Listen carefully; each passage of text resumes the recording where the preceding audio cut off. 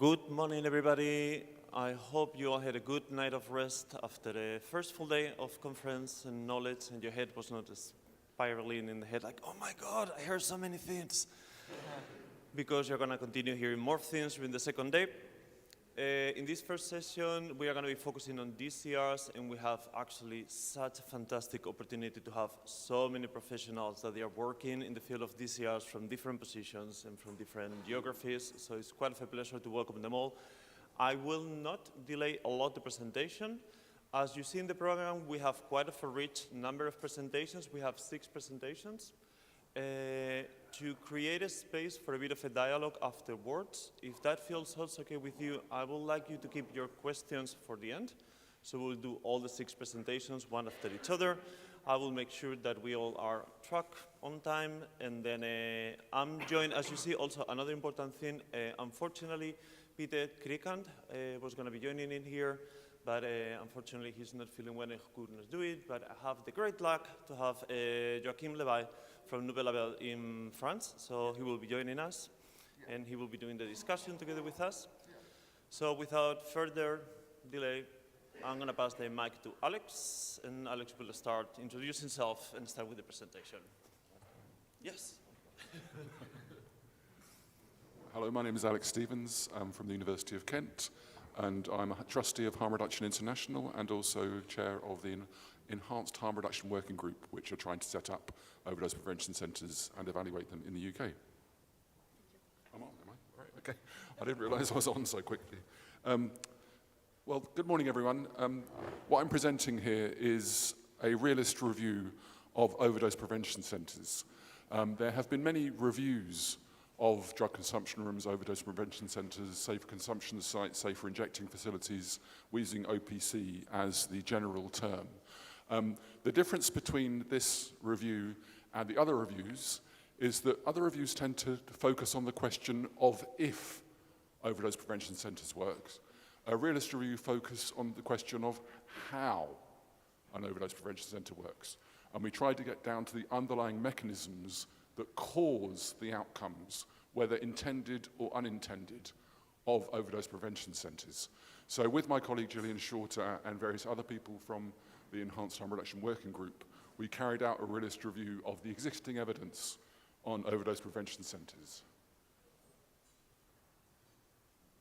This clicker isn't working.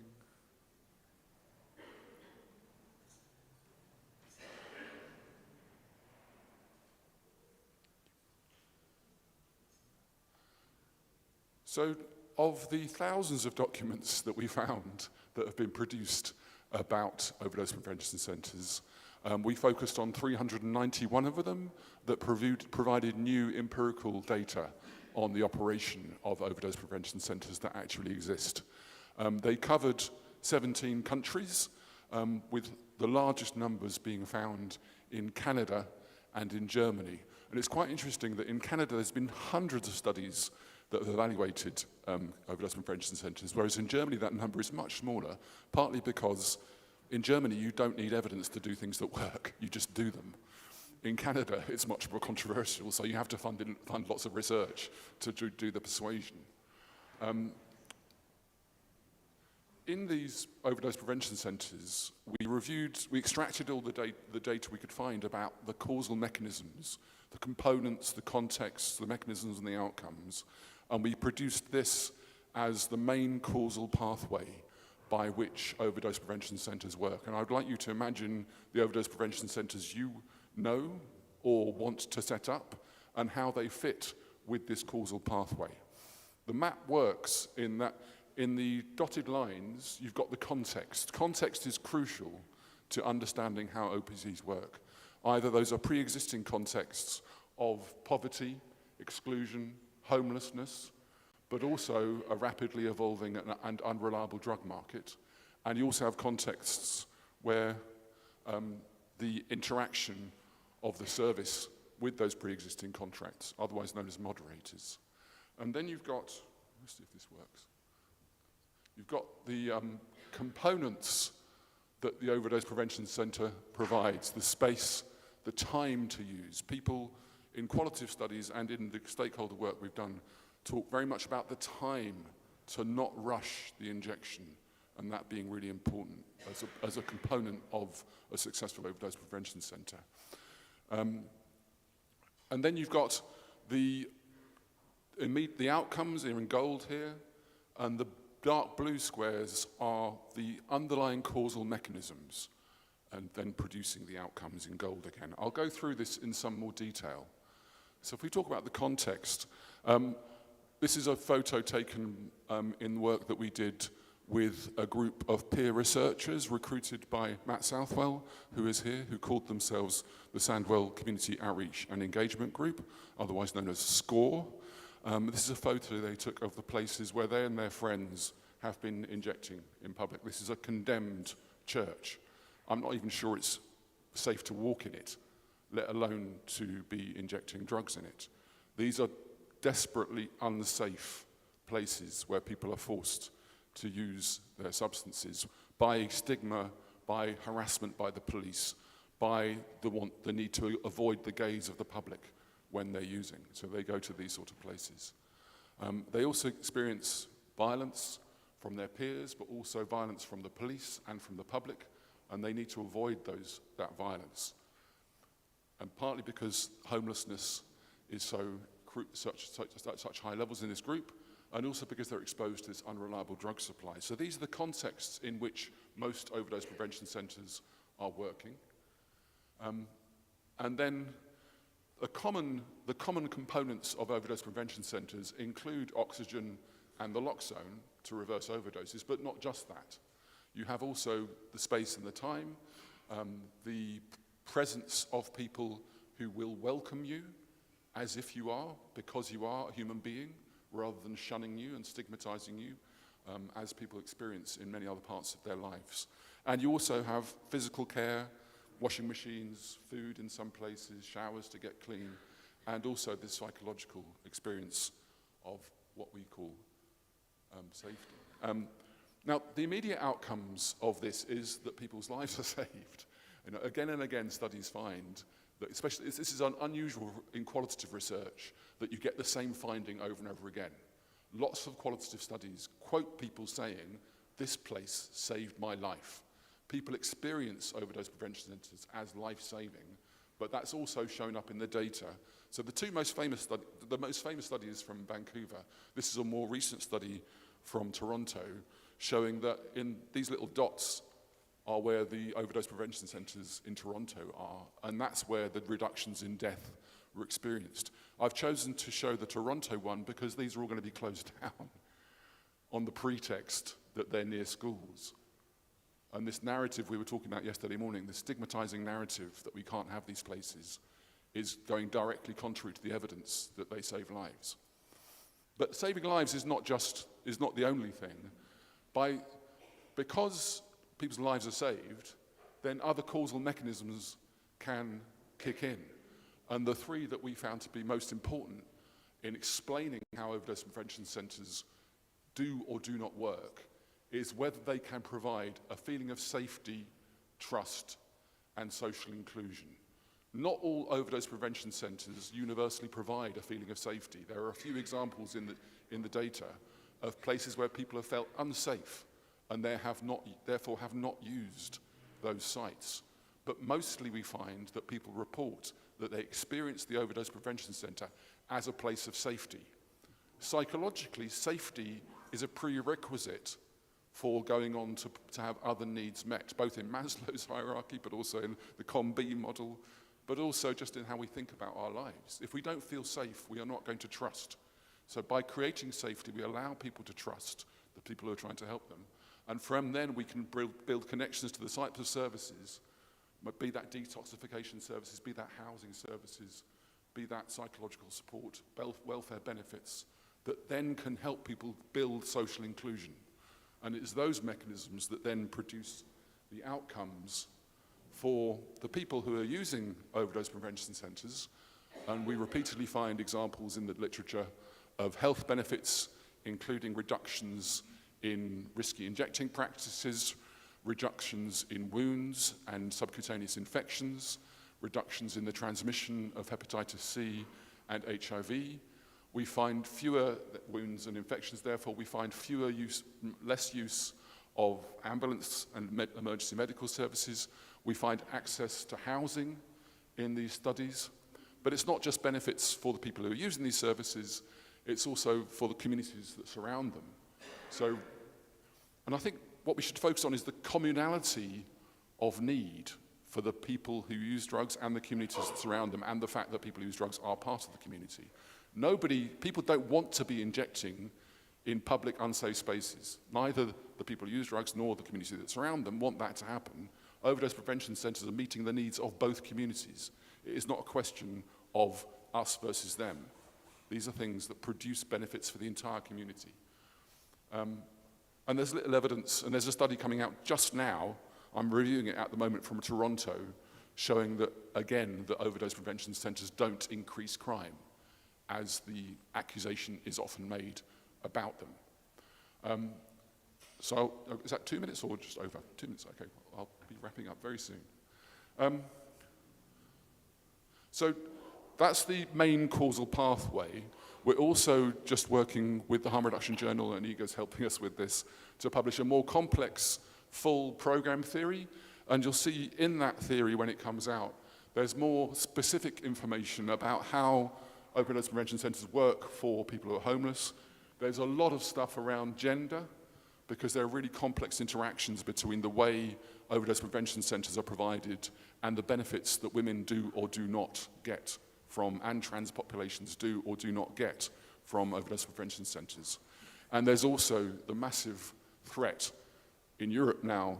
This has already happened in North America, but an unreliable drug market with massively potent synthetic opioids coming into the market in Europe makes it even more important to provide these safe spaces of safety, trust, and inclusion. So the conclusion of our realist review is, as other reviews, in the form of an if, then, because statement. If OPCs succeed in providing an experience of safety for people who are otherwise exposed to high levels of drug-related risk and other forms of harm and violence, then they can build the necessary trust to support trajectories towards social inclusion and improved health, because, this is the crucial thing, the causal factor, because providing safety both reduces the risk of dying and becoming infected, but also creates a platform of trust from which people can build connections to people and services that can help them overcome the varying adversities they face. I hope this will help you understand all the other presentations you're about to see, and I'd like to invite you all to come to Bogota in Colombia in April for the Harm Reduction International Conference, where there'll be 2 fascinating sessions about overdose prevention centres, as well as lots of really great stuff about global harm reduction. Thank you very much.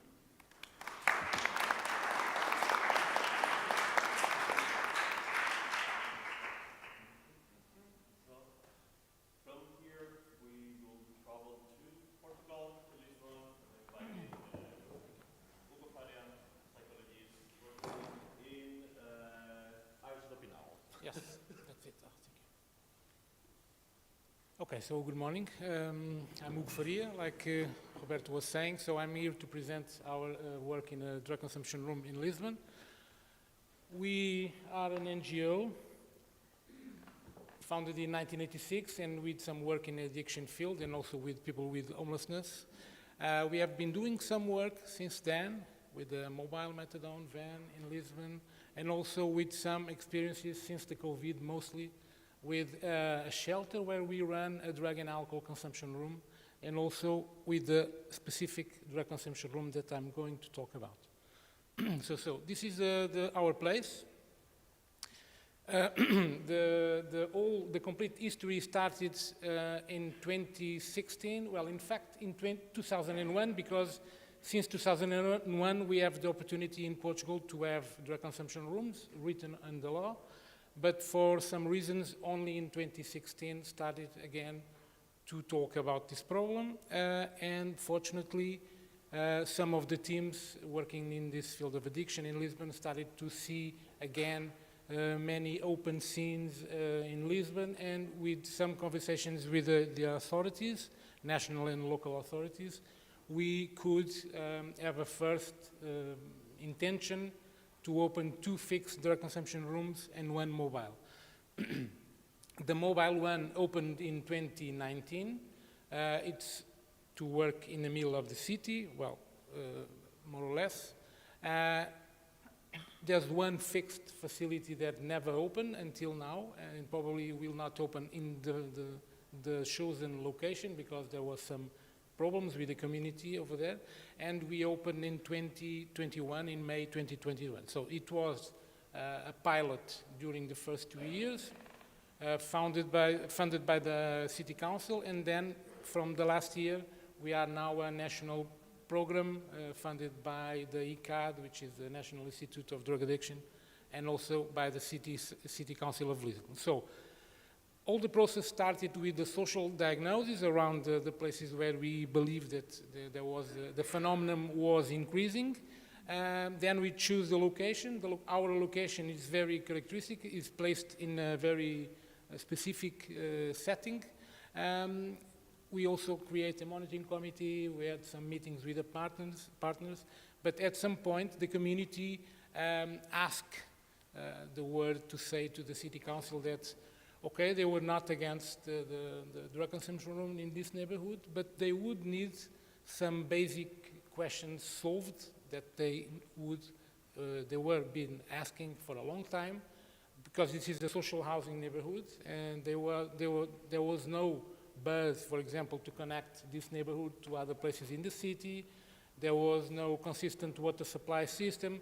So this basic stuff, fortunately, were solved by the City Council, and then we could open as a normal health facility. So this is where we are placed in Lisbon. So it's not in the central city. It's in a little bit far from the center. For those who have been there, it's like in an isolated area from the rest of the city. And we work right in this neighborhood because for many reasons, since the beginning of the 1900s, this is a very problematic area.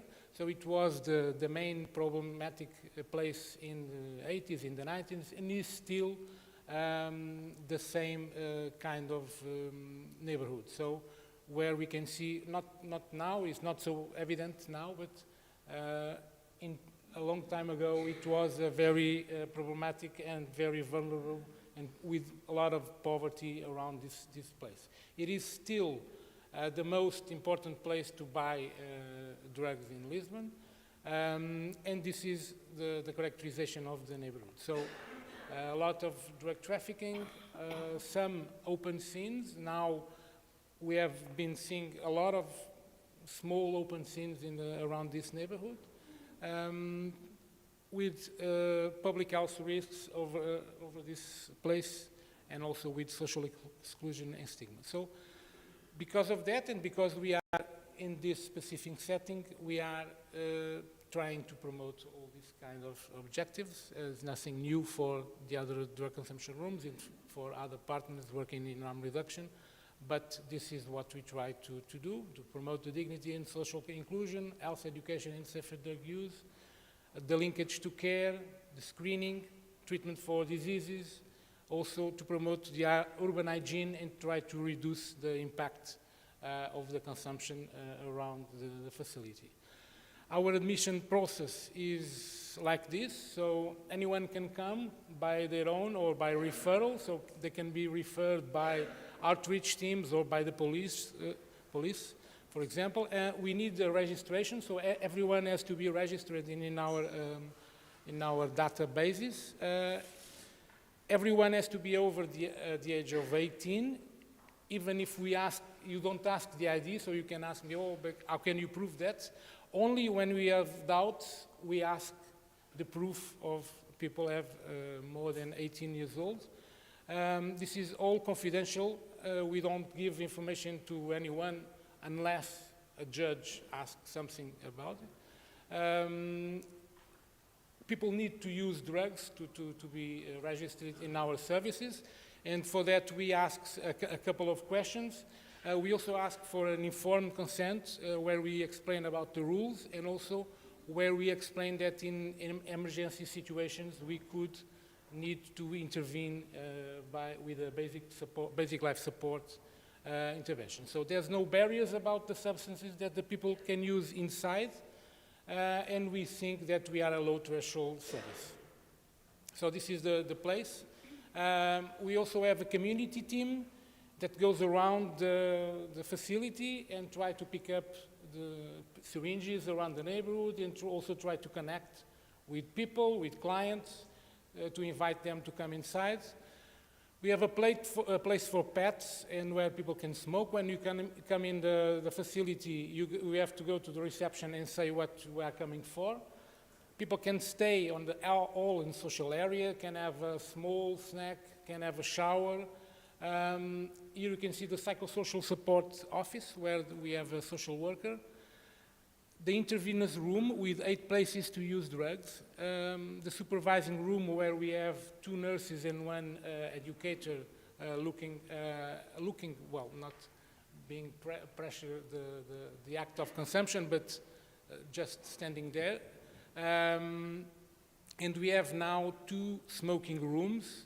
In the beginning it was only 1 with 6 places, but now fortunately since this July we have a new one, so which means that we have 18 places for smoking.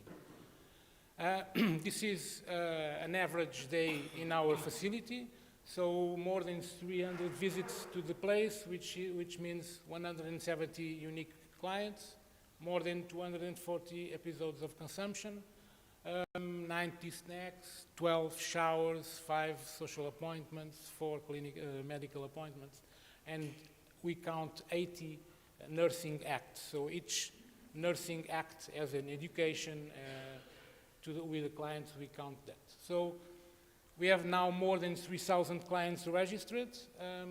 A curiosity, 30% of them are or were in an OAT program. So this is the team. It's a multidisciplinary team with volunteers that help us with some occupational activities that we provide in the place. Also a GP doctor, nurses, a psychologist, cleaning staff, social worker, a psychiatrist, and also some educators. This is the distribution around the facility. It's important to say that we have 2 nurses, some educators that can provide all the service. I'm moving. So looking at the substances, we can say that it's mostly smoked.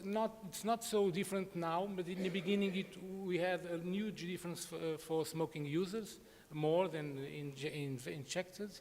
Even if the crack cocaine is an epidemic and is increasing, we can see that almost 80% on both rooms have heroin in their consumption. So this is the report of the Cosmic Care, which we collaborate with, and they found this kind of substances in drugs. So we have 60 overdoses in total since the beginning. It's not too much. This is the profile of our clients, and then I will move to the end.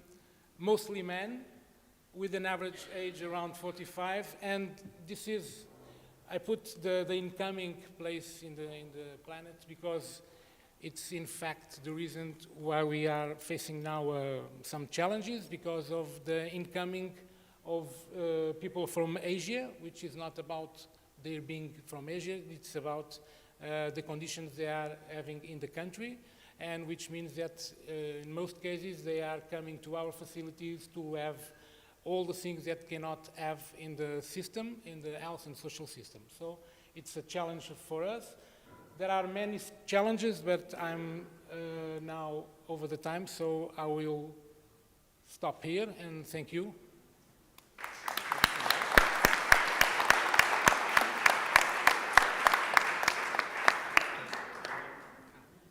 So we are moving from Lisbon, a tiny bit more to the west of Luxembourg, and we have Ingo Kunen that is working in Brigado, and he will do its microphone. Just need the slides. Yes. Hello, I'm Ingo from Luxembourg, and I'm very honored to speak to you today. So I will present you Obrigado Luxembourg with our 20+1 Jubilee this year. Yeah, I have to click into things.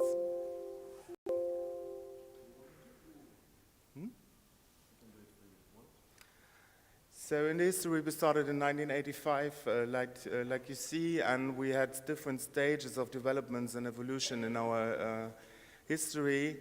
In 2012, we moved to our current building at the same address than before in the 8 Rue de Thionville in Luxembourg. It's moving a little bit slow. Put this? Yeah. Okay. Now I'm on the line. The design of the DCR space is like, I think, everywhere at our colleagues at Europe, and we invented, to avoid the queues in front of the DCR, we invented the ticket system that displays over the doors the numbers of the tickets. And people, while they were waiting, they can spread out in the room because the contact cafe is right in front of the DCR. They arrive at the entrance and on a registration desk where we collect the data of our persons with the Drugreporter software. They give us the age, the sex, and the substance, and the way of consumes, and they receive, of course, their consumables there. Our mission is the medical and social stabilization for adult drug users of illegalized drugs, so named as heroin and cocaine. The DCR is a part of our helping system, not the main thing, but it's a flower of our bouquet of methods. And our drug center is based on the holistic approach. We perceive the person with all their medical and social problems and their addiction disease, and do not only see the consumer as itself. We are an acceptance-oriented approach. Yeah, you're going with me, thank you. Yeah.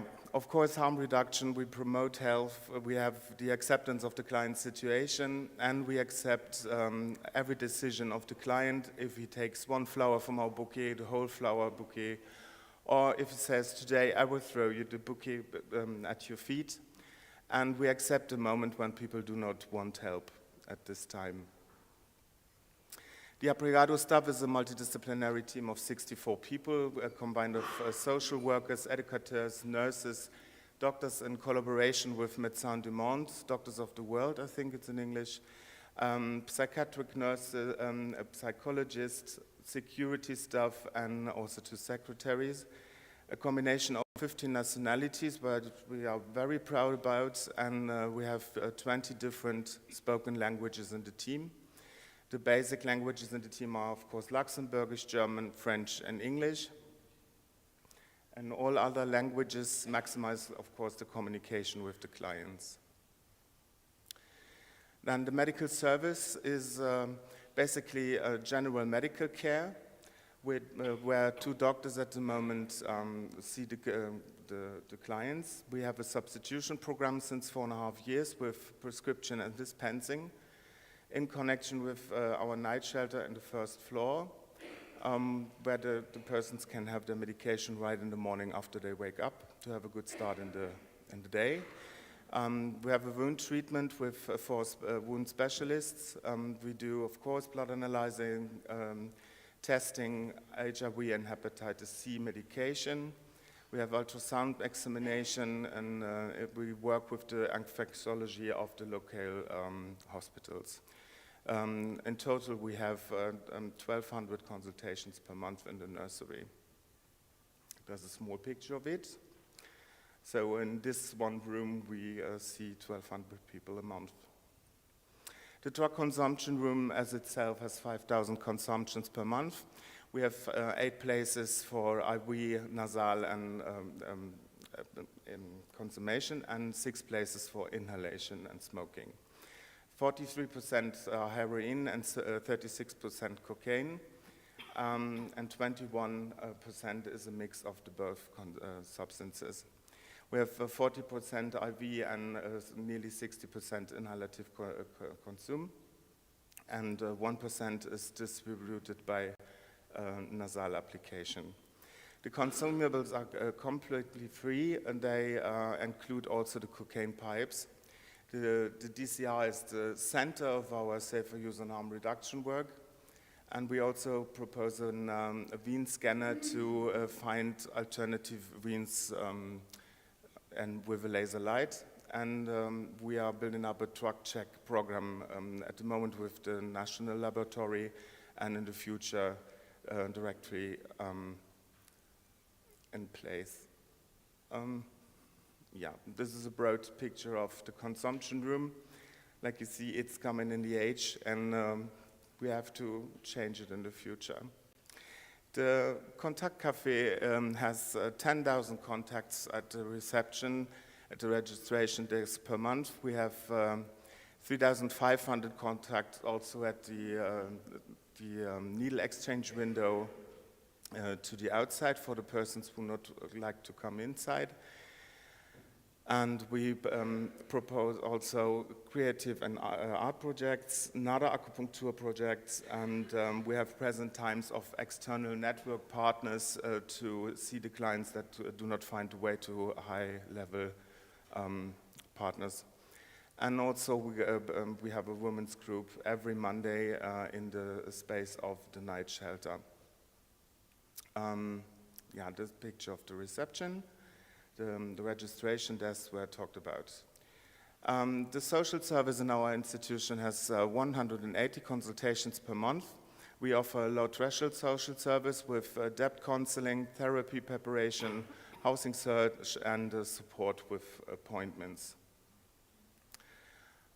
There's also one office.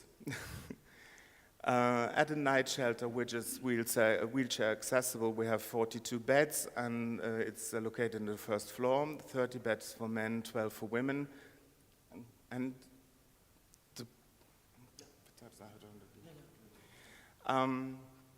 the proportion of women is 14% at the moment. We offer daytime sleeping places for women when urgently needed, and during the opening times of the women project at Monday, and we opened, before yesterday, we opened happily the new house for women in Luxembourg City. We also have a food offer in the night and a substitution dispensing in the morning. Then our occupation offer, that is called Tabat. It's a low-threshold occupation of nearby the village. It's a distance from the drug scene where the persons are collecting and repairing toys and distributed in a toy shop where 550 children per month can receive these second-hand toys. And it's, of course, a very big social stabilization for our persons. It's one picture of a very nice shop. To the politics and the neighborhoods, in the recent years we had continually expanded our network activities in our professional network and also through effective public relations. Information dissemination on the radio, on television, in the press and documentaries, and in personal tours through Abrigado. They are a very essential part of our transparency towards the neighborhood and public relation work. During these tours, we provide the visitors also the basic knowledge about addiction in order to encourage the personal involvement in the topic. I see. Our director also organizes tours with political bodies and takes part in community meetings in the neighborhoods, and we regularly organize tours for the police, for the school classes, teachers, university students, and trainee paramedics. And we are also involved in the training at the police school. We open our doors and explain transparently what we do.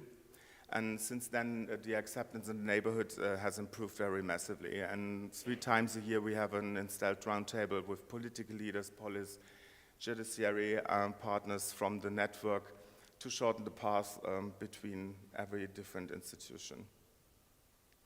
Rules on the violence and the exclusion in our institution is also a theme. We are a drug help center for people who want and ask for our help, and those who we help in a harmful and dangerous manner towards the center and its staff are not allowed to have access. So we have a clear set of roles in Abrigado: violence, disrespectful, sexist, racist behavior, theft, dealing, and consumption outside the DCR are strictly prohibited. And this behavior will result in exclusion from this facility. The safety of the staff and using clients and the functioning of the center is, of course, our top priority. The management strategies, there are 3 big strategies of communication, documentation, and training. Employee health and safety are the top priority. Every new employee receives a handbook and has a very intensive induction phase with a referent person. The team leaders hold annual staff development meetings, and all Abrigado employees have intensive basic knowledge for the further from these trainings and our tools. All procedures and processes at Abrigado are recorded in writing and can be read by everyone with the aim of ensuring the standardized approach in the day-to-day work with clients. And we have a regulated conflict management. Everybody has to talk to each other, and it's mandatory to have a solution for this conflict. The diversity and holistic approach requires a regular team. Now I'm stressed, sorry. It's very complex institution, so I have to see through. The daily work is organized in a rotation plan to avoid working 8 hours only in the row for DCR, for example, and it's important to see the clients from different perspectives and not just during the consummation. After each day, the team meets in 30 minutes after and before the work. Supervision is offered regularly. The management and team leaders work in a strategy team and meet twice a month for 5 hours. And mental hygiene is very important to us. We organize a good mood challenge at the end of the year. The employees who brings the best mood in the team receives a prize. In the summer, we organize the good work games. Each employee draws a slip of paper with the name of an employee on it, and everyone has to say something nice. We embrace diversity, and it's a big challenge, and it strengthens the team spirit. And yeah, our objective is that the staff stays long to make a good contact and relationship with the clients. The future of Abrigado. In 2006, we will receive a new building. DCR and the night shelter, cabins for flexible use, and the women's shelter, like I told you, opened before yesterday. And the second TABA offer will open. So, thank you very much for your attention, and it was a quite big ride. Sorry.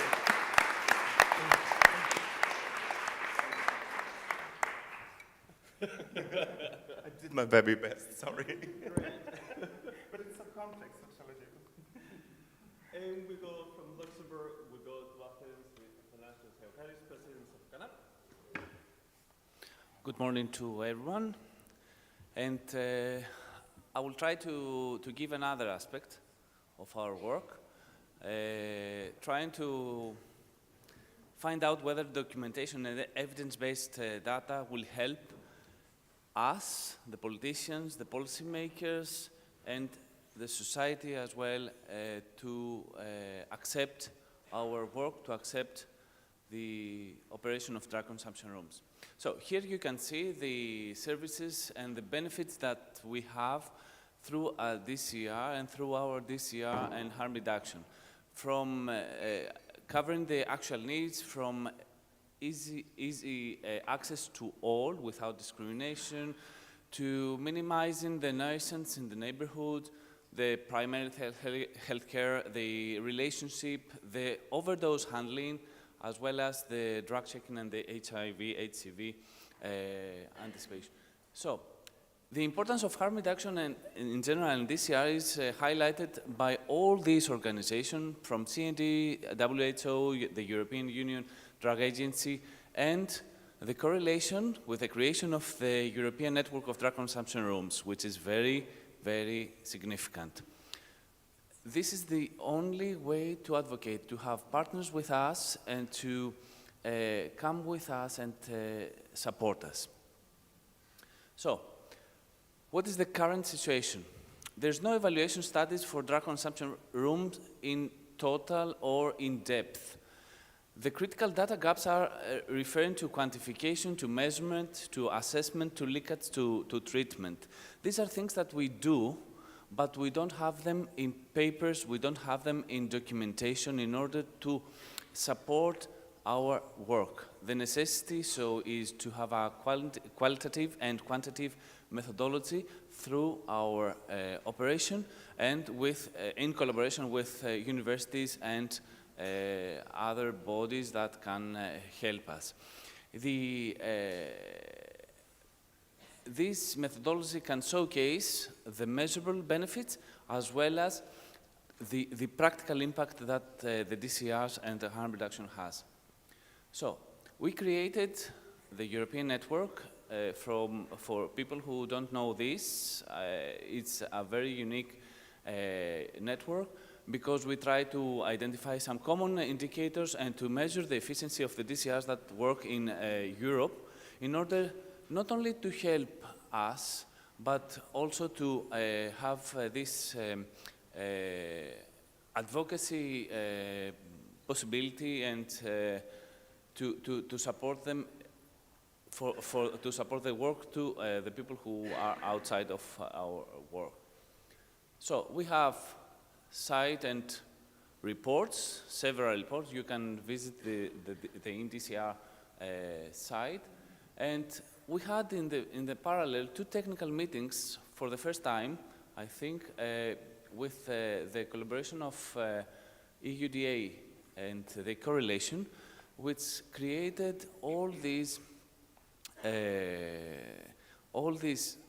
let's say, network and all this kind of cooperation that we wanted. We came together to a place and we discussed several issues that we are always, all day, every day concerned during our operation. We had the first Lisbon meeting and the second in Athens this year. So, Greece was the first country that broke this wall. Because in the West, we are okay, but in the East, we are not okay. So, we have 2 mobile DCRs. The first one was in 2022 implemented. The second one is in Thessaloniki, the second biggest city of Greece, which came into operation almost 1 month ago, and you will see the results. So we have to convince other countries to have DCRs, to have their operation.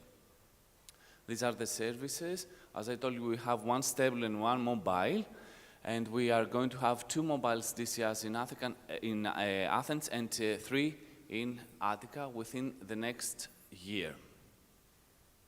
This is our stable DCR, where we have 12 spaces. We opened in 2022, and we work from 8 to 10, 7 days a week. So, let's go to data. These are primary data, okay? These are data of our DCR in Athens. We have more than 2,000 individuals, and we have almost more than 60,000 visits in Athens. You can see here also that we have prevented overdose for almost 300 people, and around 200 people, they were saved by the use of naloxone. The second mobile DCR is our new entry, which is funded by EU, and this is significant as well, because you can't find such a project funded by EU, and this, I would have to tell you that it's on the 3 main targets of our Ministry of Health for the year 24-25. So it's a two-seat van with all the equipment, with all the... What we've done here, we've done a little bit different work in Thessaloniki. The mobile DCR opened 1 month ago, and 3 months before we had this street work action, and the street work action made all this work within the field. So they prepared the field in order to accept the operation of a DCR.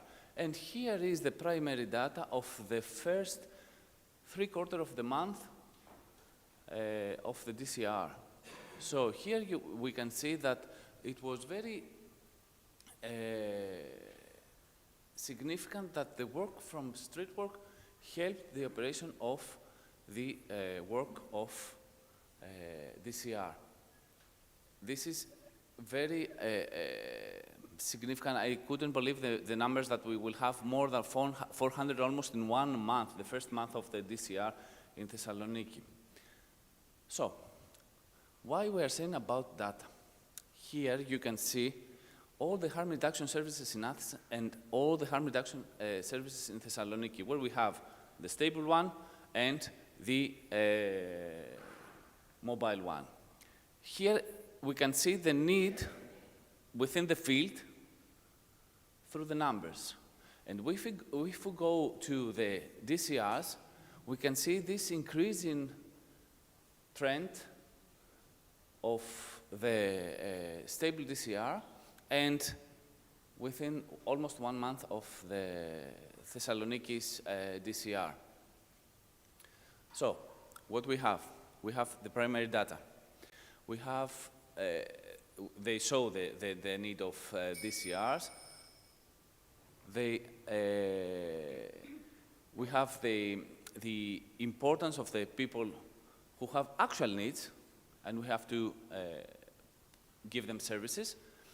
The primary data that are the baseline metrics to evaluate the efficacy of DCR. So what we need, based on these primary data, to have qualitative and quantitative methodologies to support the need of DCRs.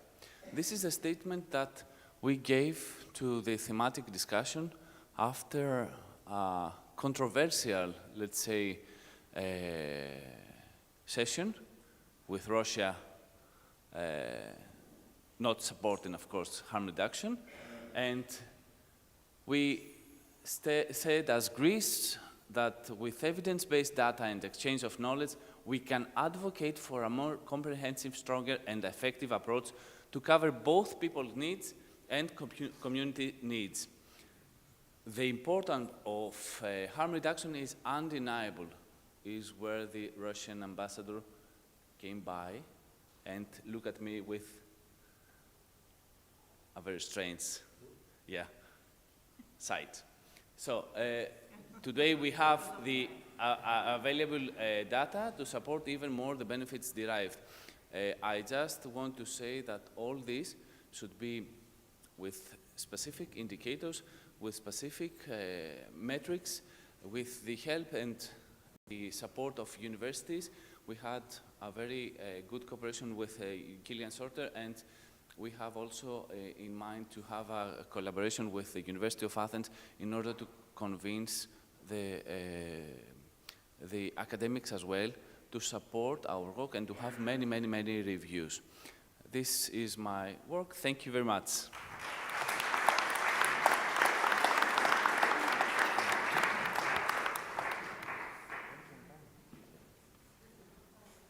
From here we go to Gillian Shorter, working at Queen's University with their psychology decades of work.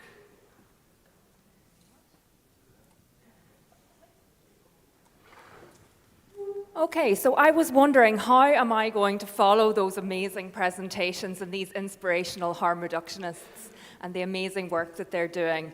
And then you teed me up really nicely by talking about how important it is to get good quality evidence. So that's what I'm going to talk to you about today. I didn't do this alone. Like many people, I stand with many others. Some of you will be in this room, So if you are, and you've helped out on this project, thank you so much. Some of you will have taken part in the Delphi study as well.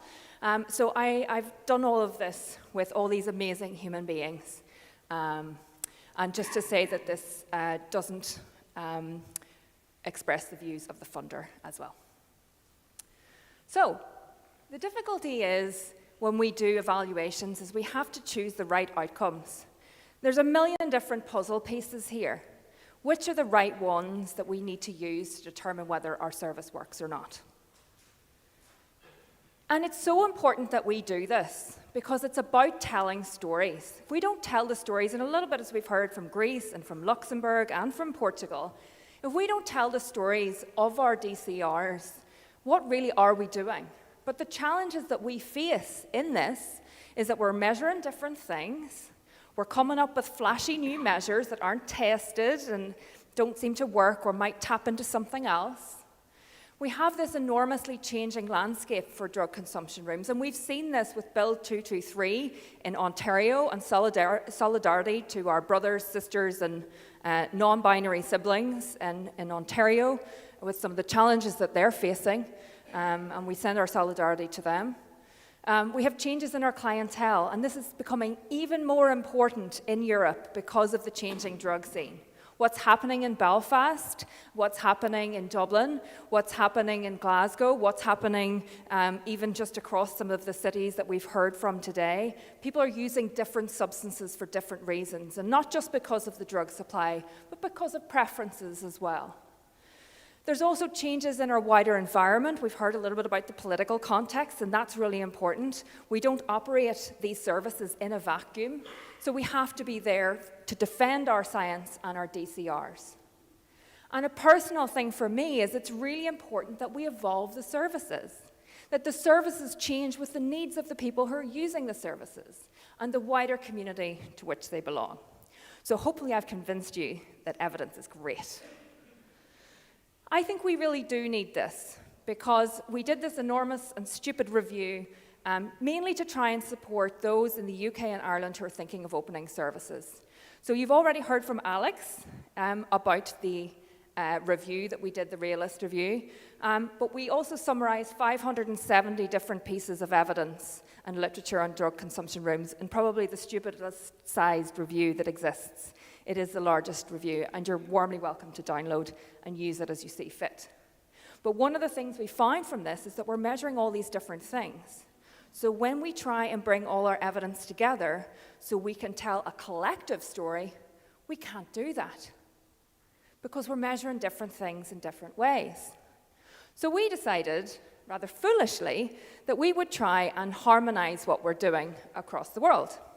So we thought we'd create a core outcome set to evaluate drug consumption rooms, and this is just the minimum. So I know you're going, don't tell me what to do. I'm not interested in your manifesto for the world. You can also measure other things, as long as you measure these as well. Please, and thank you. So we start off with improving our evaluation by creating a very long list of different things. So we use the review to tell us what you're measuring already. And then we spoke to amazing community members, led by the fabulous Matt Southwell, who I can see in the audience, to kind of synthesize these into groups of outcomes. So we had 106, and they were created with people who use drugs, amongst others. We also engaged in open science, so if you're really into that sort of thing, we have all the information and the intermediary steps there for you to look up. But 106 things is too many. Nobody wants to measure 106 things. You're all busy. You're running a really fantastic service. You're doing an awful lot of work. You don't need and you don't have the time for 106. So we asked fabulous people like yourself, would you help us narrow them down? And people, some of you in the audience, will have helped us whittle those down by saying these are the priorities. And we did this with 340 individuals, 41 countries, and we managed to keep people between 2 rounds. So what this means is we go, which of these do you prefer? And then you tell us, you rank us on a 1 to 9 scale, and then in the second round, you see what everybody else said. So you can go, well, maybe I was a bit harsh, or maybe I was too generous, or maybe I'll change my mind. That's how the Delphi works. And we got 106 down to 43. Then became the fun time. So you'll recognize the fabulous Iga in the center of this picture.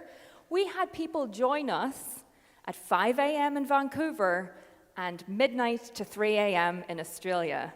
Worst rave ever. But in 2 meetings, we managed to get in 5 hours of these amazing humans' time. And most importantly, there were at least 5 people with peer experience per group each time we had a meeting, which is essential. Because if we're not doing it for the people who use the services, what really are we doing? And we managed to bring the 43 down to 5. So really, this is how you do it, and this is where we're up to. We're down to the measurement part, so this is the slightly more boring unless you're an academic who really likes how we measure stuff like me. So we're almost there, so we're going to vote very soon on how we measure these things. So we've gone through all of this process. I think it's absolutely essential at this point to talk about how important it is to make sure we involve peer communities. We could not have done this without fabulous people like Matt and COACT and all of these amazing groups of individuals who gave up their time. They've been the member of the steering group from day one. They've got enormous amounts of knowledge that we can tap into to make sure we're doing the right thing for the right reasons and in the right way. They were absolutely essential to making sure we had people with living experience doing the Delphi in the consensus meetings, and that they all had equal vote when it comes to making the decisions. And their insights were absolutely invaluable, and it would be half the piece of work it would be without their insights. So this is what it looks like. We've got number of overdose events requiring any intervention by OPC staff or volunteers, number of ambulance callouts for overdose events, observed drug-related litter in the area around the OPC, DCR, SCS, whatever you like, and the frequency of rushing the injection. So we're in the process of creating high-quality ways to measure this. And again, there will be some of these you go, yeah, I really like these, and some of them you're like, no, thank you very much. But the key thing is if we're all measuring these, then when we try to bring the evidence together to make those campaigns, to speak to policymakers, to try and convince our politicians that we want to bring about change, we can do that with a unified voice. And you can measure anything you like on top of that, anything you like. But please measure those. Thank you very much. Oh.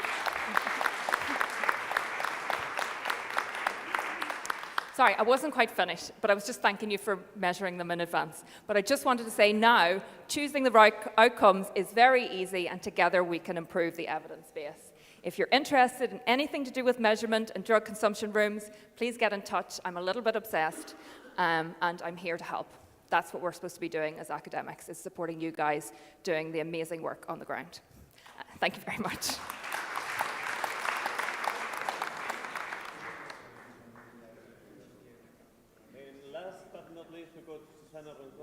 Working as part of the scientific committee on Forum Drugger. Thank you. That is this one? Yeah. Okay. Hi all. I have no data, no result, no outcomes to present because my contribution comes from those who have not been able yet to start a DCR in their local and national context. I come from Italy, and we have not formal DCR. And I noticed that Alex included Italy in his study with one DCR, but that is a very particular experiment, not a formal DCR. Now it is closed. So it was informal, and it had operated for, I think, 3 or 4 years in a gray legal area, you know. So we cannot say that we have DCR in Italy. I want to talk to you about a little a small research we did focused on the legal barriers to implement DCR, but first of all focused on the strategy that has been adopted to overcome this legal barrier. And the promoter are Forum Droge, that is my organization, ELIDE, and this is interesting for me because ELIDE is the new network of Italian cities for innovative drug policies. That is a network of cities harm reduction oriented, and it is very politically important for us that they agree to support this work. And of course, the network of DCR that supported us, and I want to thank Roberto, first of all. So we did, our idea was to have an overview useful for advocacy for DCR. And our ideas is to taking stock and questioning the legal strategies that has been adopted to overcome legal barriers, to give information and input to facilitate the comparison and adherence between each strategy, successful strategies which has been adopted, and each national legal context, in order to identify some possible strategies in terms of feasibility, realism, and timing related to each national context. So this is the first step. We make a picture of all that we can do from a legal point of view, and a further step would be to make a comparison with this strategy and each national legal context. We did an online questionnaire with some few questions dealing with the existence or otherwise of legal obstacle at the 3 different levels, at the levels of national drug law and national penal codes, on the level of international convention, and on the level of other administrative obstacles. I mean, not national laws, but different regulation in health field or law and safety field and so on. And we ask people to tell which kind of strategy they adopted to overcome this obstacle. And then there is also a question dealing with all the actor as stakeholder included in this process. You can see the respondents. So we have a response from 11 DCR from 10 cities in 10 different countries. So there are not every DCR operating in Europe, but it's a good number. I have no time to go in detail with the answer, but then I want to show some first result. Among 11 DCR, 4 DCR have no legal barrier in national law, but 4 DCR have the problem of the possession of drugs for private use, of course in that country where this is a crime or that this is not legal.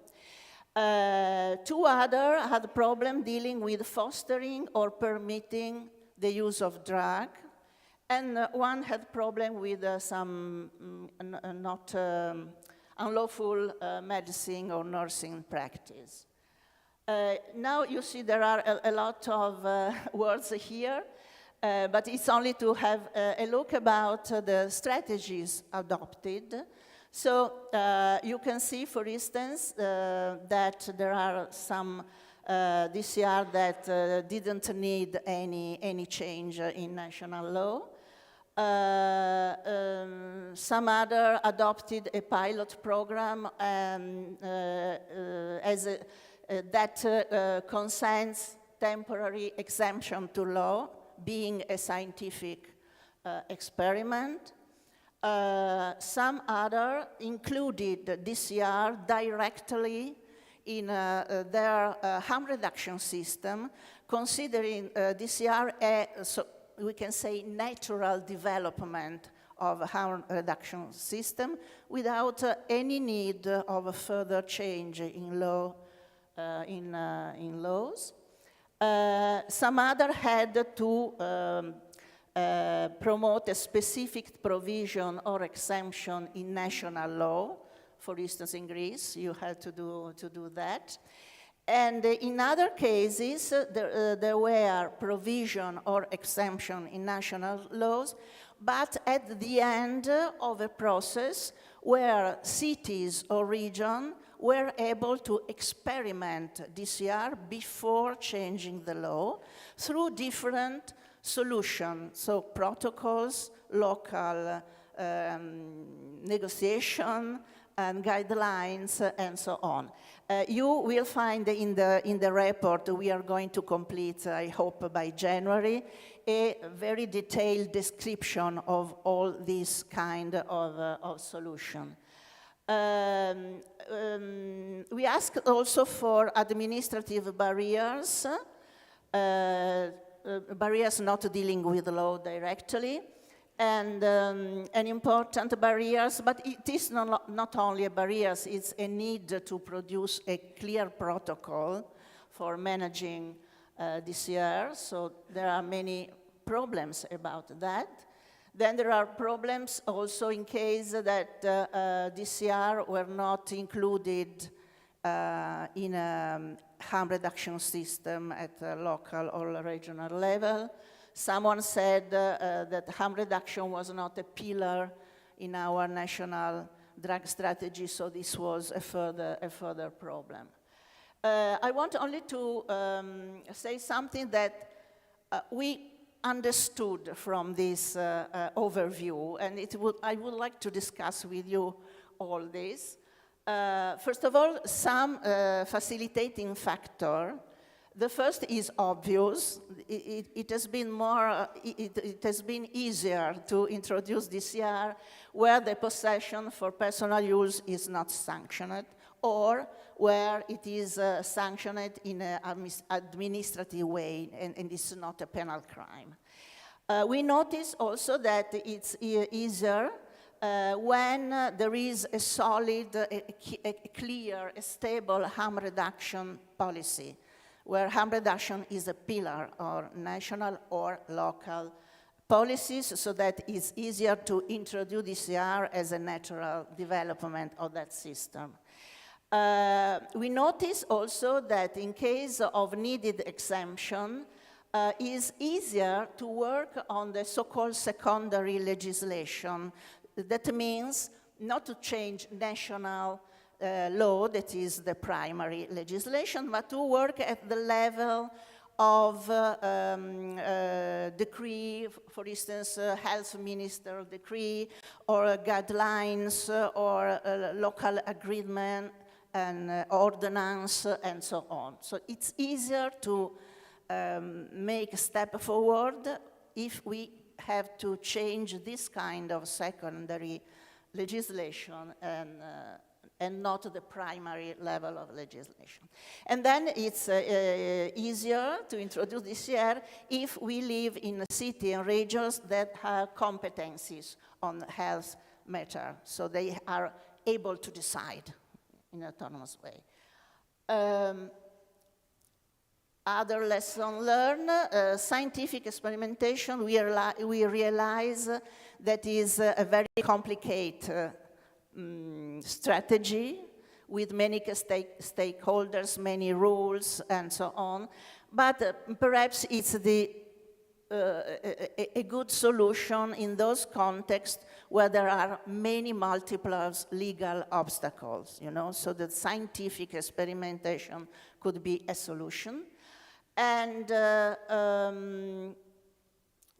we notice, I just said that, we notice that cities and regions can be important to make experiments, sometimes in a sort of gray legal area, but can be the first step towards a national change that establish clear rule for DCR in a second moment after this experimentation.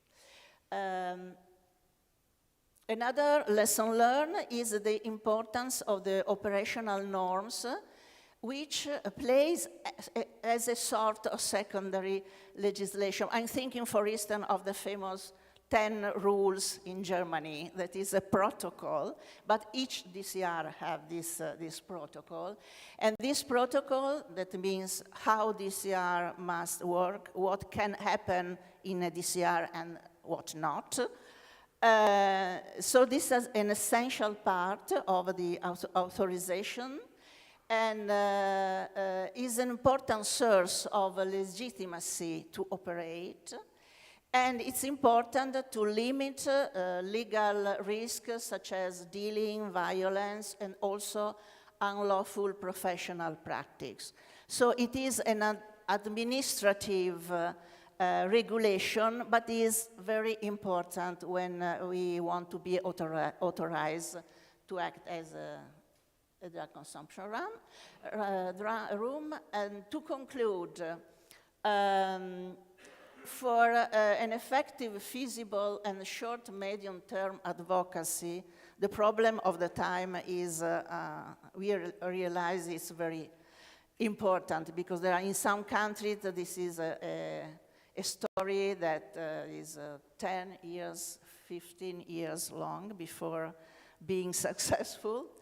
If possible, I mean, if the legal framework of our country make it possible, it's useful to find an alternative to a national penal code or drug law reform, which is longer term and politically very complicated. To intervene through exemption and change in health legislation rather than in penal legislation.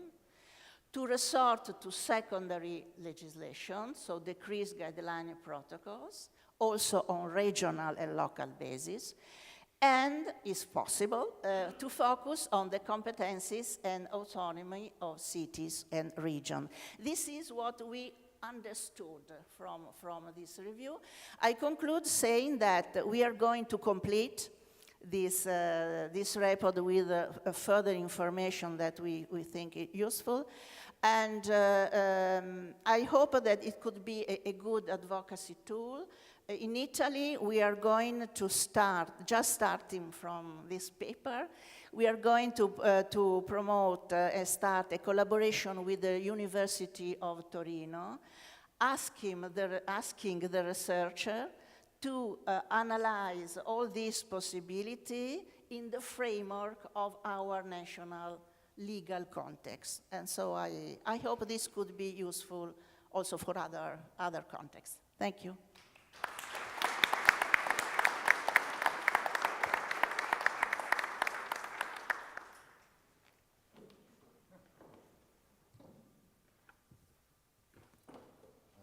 This way. Yeah. Hi, I'm very glad to be with you. It was really amazing, all this presentation, and I learned a lot of things for all of you. Just to say, I present myself. I am Joachim Lévy from Marseille. I'm the director of the street work, specialized street work from the city of Marseille. And in fact, we have a drug users group too. We are 15 people working together with all the specialized network. Just to say, we just failed this year to implement DCR in Marseille. It's so sad. We failed because the ministry just stopped us at the last minute. And I'm so glad to see that there are so many projects succeeding, and I have some questions.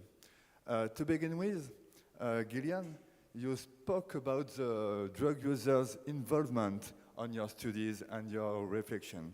And I believe it's really strong and important, and I thank you about it. And to ask to my other partner on the table and here on the salle, I would like to say, do you think about the drug users' involvement on this kind of project but working maybe on the street work around the DCR or working within the DCR. Do you think about it, and do you think it's a great idea? Because I do.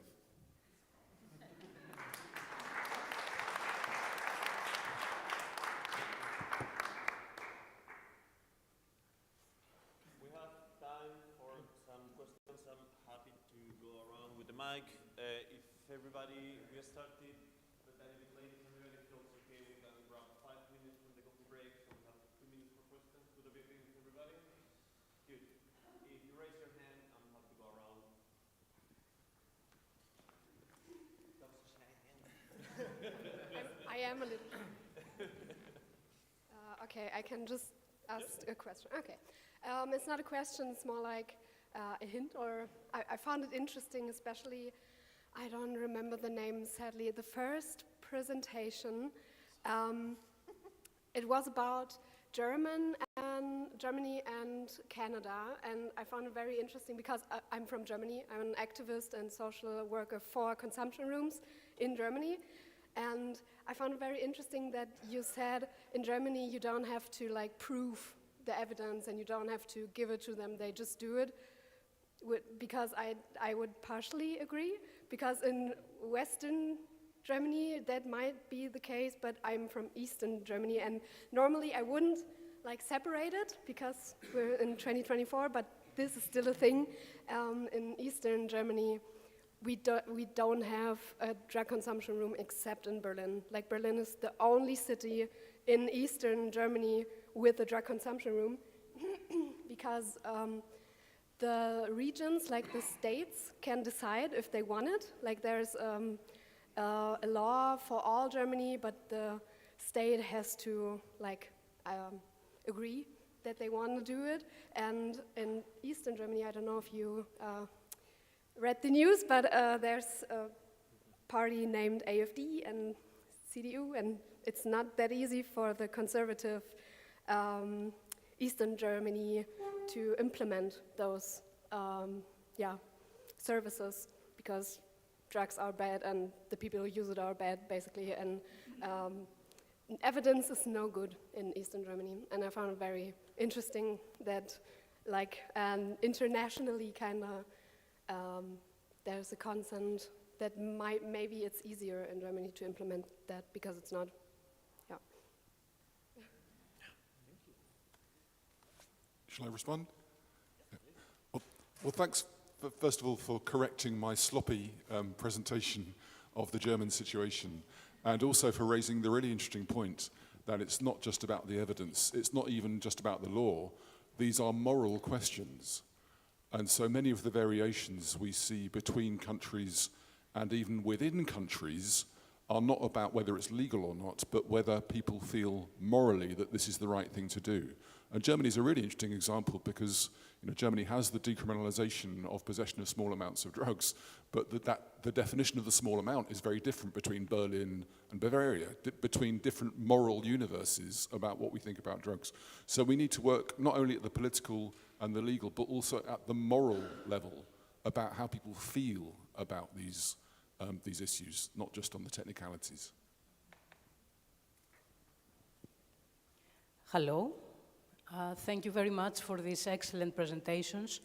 Coming from capitals that they are facing very, very important challenges concerning the constant changes of their image and gentrification too, I would like to ask, mostly in the cases of Athens and in the case of Luxembourg, which is the way that you choose in order to be in a constant dialogue with the place, the municipalities where these consumption rooms they operate, in order to be able to respond in a way to these coming challenges, because in many cases we have seen that there are constant complaints of hotels and all this new boutique tourism that we have. And how do you overcome these problems? Operating in neighborhoods where previously we knew that they are more friendly in a way in this kind of drug consumption rooms, and now they have become totally different because every day they change their profile concerning gentrification issues. So how is the level of, what do you do in order to be in a constant dialogue and maybe policy agreement with the local authorities?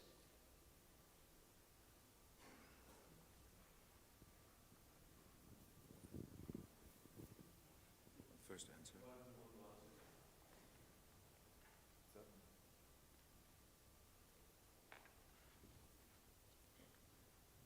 This is working? Okay. I think one of the most important things is to search the contact with the political bodies and to have a transparency in your work. And in German we say, it's a word like a constant drop makes a hole in the stone. So we are always keeping the contact with the political deciders. And we are very open to our work. We invite them, and everybody who entered in Abrigado with a very strange opinion went out with a changement of his opinion. And if somebody sees the institution and the work which is done there, that changes the opinions very, very much. And it's a constant work. It's, people are changing on their positions after elections and everything, but the most important thing is to keep the contact and to be very open. That's all I can say. So, speaking about Athens, our DCR, our stable DCR is operating within the center of the city, where the premises of harm reduction were there. This is a reality, but there is always a change. For example, with the previous local authorities, we had a very good cooperation, and the mayor was very supportive, and he was very the harm reduction was in top of his agenda, for example, and he had given us very, very good support. When we have changes in policy, in politics, we have this new, this again from the beginning, starting to explain all the services, inviting them to the center, to the drug consumption room, and seeing what's happening there and how we can support the people who are in need. Most of the times, we try to bring them during the operation, not to have a vacuum, let's say, room, where they do not see people, they do not see working people in the DCR. I would add also that we are trying to have better communication with the police, because, for example, we have many changes there as well. So the local police department is changing, and almost in every year. The biggest, let's say, achievement that we had is that the chief of police came and visited our mobile DCR, which is very unique, not the local, but of all Greece. And this was very significant for us because it gives another symbolism and another meaning. The thing is that within the neighborhood we have people who are understanding and not understanding our operation. We are constantly there in order to explain them. We try to convince the municipality to have more light, more cleaner roads, more other advantages and let's say positive things for the citizens, in order not to have this so-called nuisance within the neighborhood. And when people are coming within the DCR and they are seeing what kind of work is being done, they change their mind. They see that this is a human-based process and procedure, and it's not something so weird, so dark, and so, let's say, out of the world. So this is a very ongoing situation and very changing. As you said, Marianne, it's quite true that whenever we always change people to that we have to explain to the mayor, to all the deputy mayors and all the staff that comes there. But this needs constant support and for us work which will never end. We will not stop to support our work and give this work to the people, to the citizen, to understand what we are doing. I think we have time for a couple more questions. Good morning, everybody. I took a lot of notes and I could comment a lot and questions. Myself, I work in Amsterdam in a drug consumption room where we see 100% of migrant users. That means people who move from their country of origin to seek access to healthcare and other services related to drug use. My question is more to Luxembourg and Athens, because Athens, what was interesting to me is the map of Europe. What we see is a little Western club with more and more DCR popping up. Now Greece. Does Greece also experience the attractivity of East European moving to Greece to have access to healthcare, drug consumption room? That was question number one. And question number two is, it's a kind of question remark about data collection. Myself, I am very careful in 2024 with this political climate to share certain type of data, such as migrant and country of origin, because I'm thinking it can backfire on the users at the end of the line. When policy makers are going to make decision on data based, okay, you have so many people who don't belong in this country and who come here and they cost a lot of money, why don't they go back to their country where there is nothing and then they are at risk? So there are two questions here. One, does Athens, Luxembourg also experience the coming in from migrant users? And do you have a limit about the migrant users? Do you put limit? And second of all, is there any way that we can reach a kind of promoting standardization of access to healthcare in the country who are European members, but who are maybe very satisfied to see their users moving out because like this they don't have to take care about it? So we don't do any discrimination. If you see the analysis, these were some few numbers, a few data. But if you see to our analysis and the data collection that we do, we do not discriminate on the nationality of people. The DCRs and all the services that we offer in Greece is totally free and is totally available for everyone that wants help.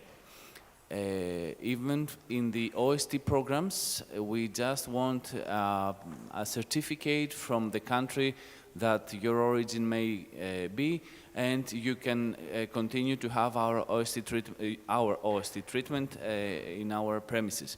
In DCR, we do not see whether they are immigrants or Greek people, whether they are women or men. They are all having access, and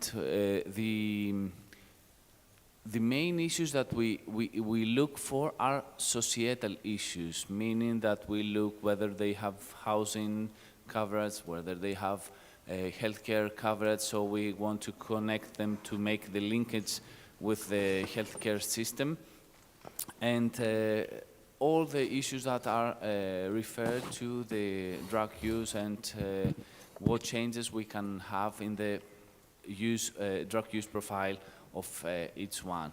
It's not that we will have a migrant population gathered and given a specific room. Everyone can use every seat, every place, and every service. So I didn't understand the first question that you said.